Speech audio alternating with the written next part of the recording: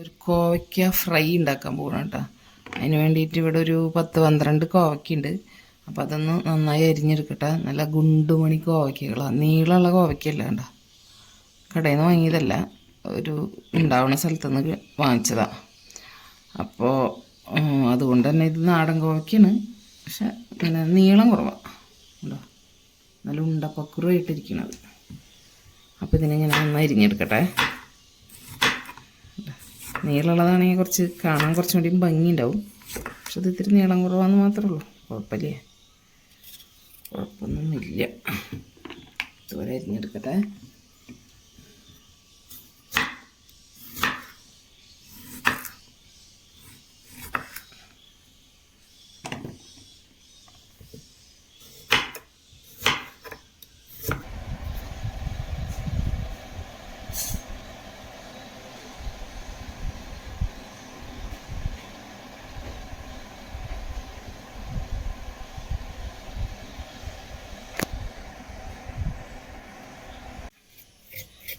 അപ്പം നമുക്ക് കോവയ്ക്കൊക്കെ നല്ല ഭംഗിയായിട്ട് അരിഞ്ഞ് വെച്ചിട്ടുണ്ട്.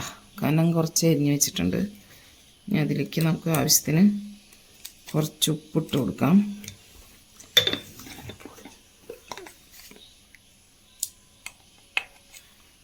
മഞ്ഞൾപ്പൊടി ഇട്ട് കൊടുക്കാം.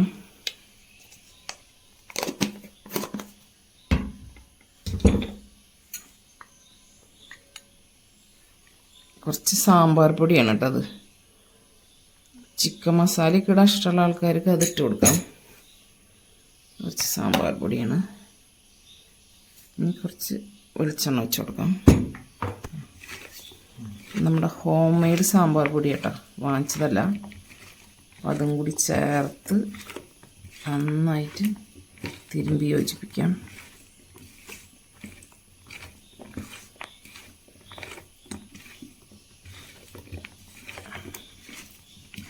വെള്ളമൊന്നും ചേർക്കേണ്ട ആവശ്യമില്ല. സാമ്പാർ പൊടി ഇത്തിരി നന്നായിട്ട് പുതുമ കോട്ട് ചെയ്ത് നിൽക്കണം.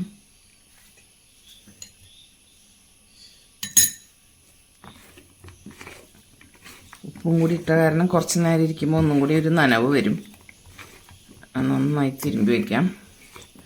ഇതൊരു 10-15 മിനിറ്റ് കൂടി ഇരിക്കട്ടെ. അതിന് ശേഷം നമുക്കിത് ഫ്രൈ ചെയ്തെടുക്കാം.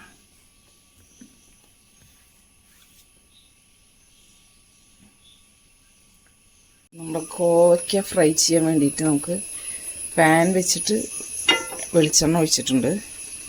നമുക്ക് എണ്ണ ഒന്ന് ചൂടാക്കി കഴിഞ്ഞാൽ നമ്മുടെ കോവയ്ക്ക കണ്ടോ അപ്പോൾ നല്ലോണം ഇതുമ്പോൾ പരണ്ടിരിക്കുന്ന പോലെ വന്ന് കണ്ടോ. ഉപ്പും എല്ലാം കൂടി ഇപ്പോൾ നന്നായിട്ട് ഇതുമ്പോൾ പിടിച്ചിട്ടുണ്ട്. ഇനി നമുക്ക് ഓരോന്നോരോന്നായിട്ട് ഇട്ട് കൊടുക്കാം. മീൻ വറുക്കാൻ വെക്കണ പോലെ തന്നെ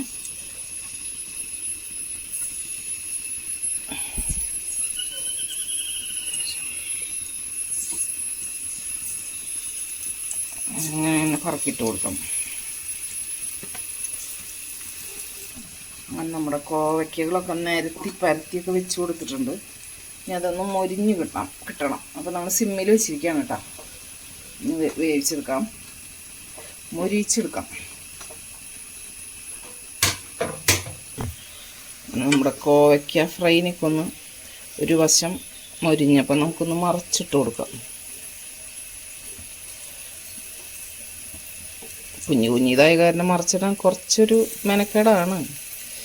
കുറച്ച് വലിയ കോവയ്ക്കാണെങ്കിൽ ഇത്ര ബുദ്ധിമുട്ടുണ്ടാവില്ല കേട്ടോ. ഇത് ചെറുതായത് കൊണ്ടാണ്, നീളം കുറവല്ലേ, അതുകൊണ്ടാണ്. കണ്ടോ ഇതുപോലെ ഇങ്ങനെ മരിഞ്ഞത് ഇങ്ങനെ മറിച്ച് അപ്പോൾ അതൊക്കെ മറിച്ചിടട്ടെ.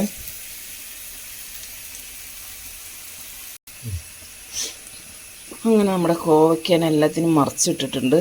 ഇനി ഒന്നുകൂടി മൊരിഞ്ഞ് കഴിഞ്ഞാൽ നമുക്ക് എടുക്കാം. നമ്മുടെ കോവയ്ക്ക എല്ലാം ഫ്രൈ ആയിട്ടുണ്ട്. നല്ല സൂപ്പറായിട്ട് ആദ്യത്തെ ഒരു ബാച്ച് ഇട്ടത് നമ്മൾ നന്നായിട്ട് മൊരിഞ്ഞ് സെറ്റായിട്ട് കിട്ടിയിട്ടുണ്ട് കേട്ടോ. നമുക്ക് ഈ സാമ്പാർ പൊടിയൊക്കെ ചേർക്കണ കാരണം നല്ല ടേസ്റ്റാവും ചോറുണ്ണാനായിട്ട്. അപ്പോൾ അടിപൊളി കോവയ്ക്ക ഫ്രൈ റെഡി.